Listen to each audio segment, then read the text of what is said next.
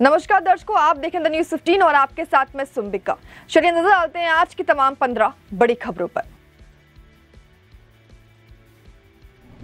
आज जम्मू कश्मीर विधानसभा चुनाव के दूसरे फेज की वोटिंग हुई। जम्मू संभाग के रियासी, राजौरी और पुंछ जिले के अलावा घाटी में श्रीनगर और बडगाम जिले की इन 26 सीटों के लिए 239 उम्मीदवार मैदान में हैं। उनकी किस्मत का फैसला 25,78,000 मतदाता करेंगे। पहले फेज की वोटिंग में 24 सीटों पर 61.38% मतदान को देखते हुए माना जा रहा है कि आज भी अच्छी वोटिंग होगी। जम्मू कश्मीर चुनाव के दूसरे चरण में दोपहर 3 बजे तक 46.12% मतदान हुआ। जम्मू कश्मीर के दूसरे फेज की वोटिंग के दौरान कई देशों के राजनीतिकों के बडगाम और श्रीनगर के कई पोलिंग बूथ का दौर भी किया।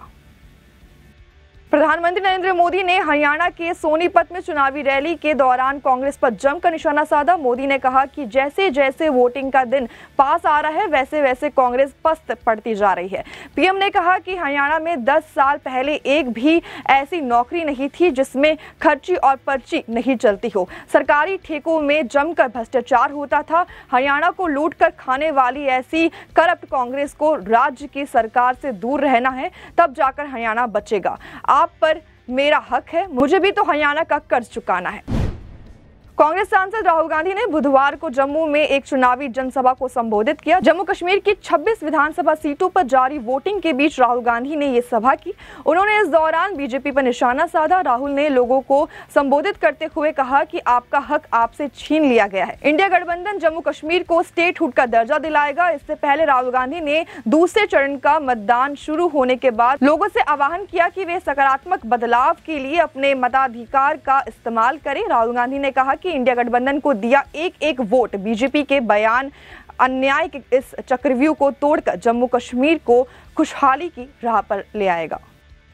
जम्मू कश्मीर विधानसभा चुनाव में प्रचार के लिए पहुंचे राहुल गांधी को नेशनल कॉन्फ्रेंस के प्रमुख फारूक अब्दुल्ला ने देश का अगला प्रधानमंत्री बताया है। वह रैली को संबोधित करने के लिए मंच पर थे जब उन्होंने कहा कि भारत के होने वाले वजीर आजम राहुल गांधी। इसके बाद लोग राहुल गांधी के नाम के नारे लगाने लगे।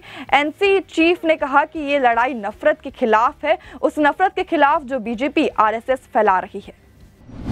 आंध्र प्रदेश के तिरुपति बालाजी के प्रसाद यानी कि लड्डू को लेकर बवाल मचा हुआ है। इस बीच टीटीडी के आधिकारिक रूप से शिकायत दर्ज करवाई गई है। टीटीडी के जनरल मैनेजर पी मुरली कृष्णा ने ईस्ट पुलिस थाने में एयर डेयरी फूड डिंडीगुल के खिलाफ शिकायत दर्ज कराई है। इससे पहले सरकार ने पुलिस अधिकारी सर्वश्रेष्ठ त्रिपाठी के नेतृत्व में एक एसआईटी का गठन किया जो इस मिलावट के मामले की जाँच करेगा।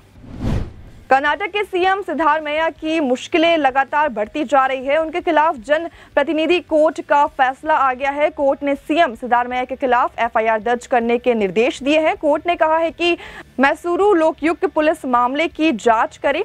इन्हें 3 महीने में जांच रिपोर्ट सौंपने के निर्देश दिए गए हैं। दिल्ली में आम आदमी पार्टी को एक बार फिर से बड़ा झटका लगा है। दरअसल उनकी 2 महिला नेता भाजपा में शामिल हो गई है। दिलशाद गार्डन की पार्षद प्रीति और ग्रीन पार्क की पार्षद सरिता फोगाट ने आम आदमी पार्टी को ज्वाइन कर लिया है।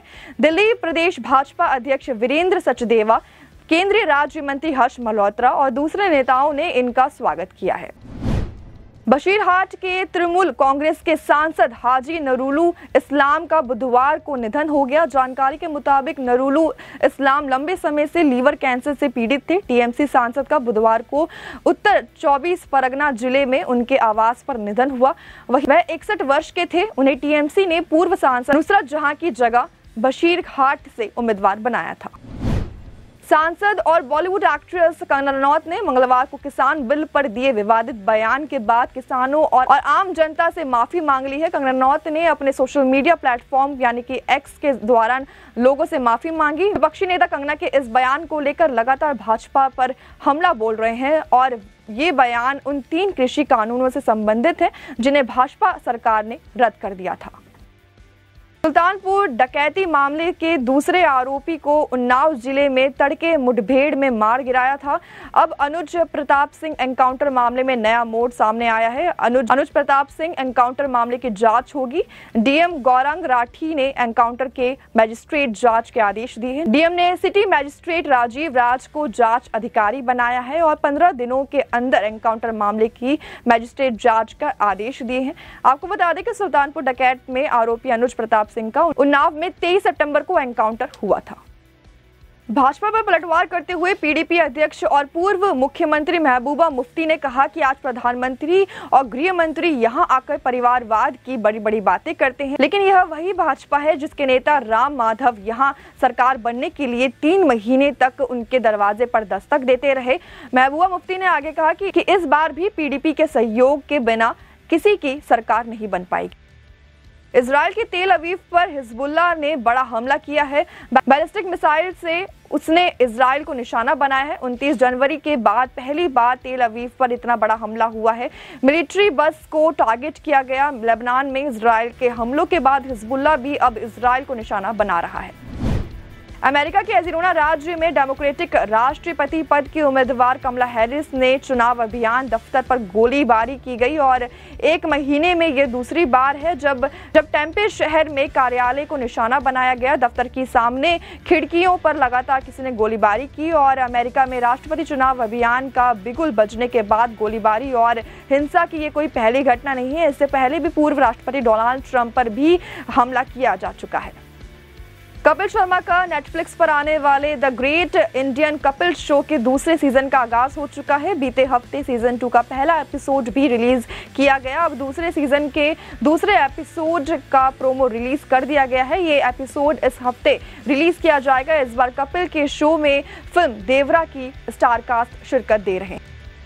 पूर्व भारतीय महिला पहलवान विनेश फोगाट ने बड़ा ही चौंका देने वाला बयान दिया है। विनेश ने कहा कि कांग्रेस के पंजे का निशान थप्पड़ का काम करेगा।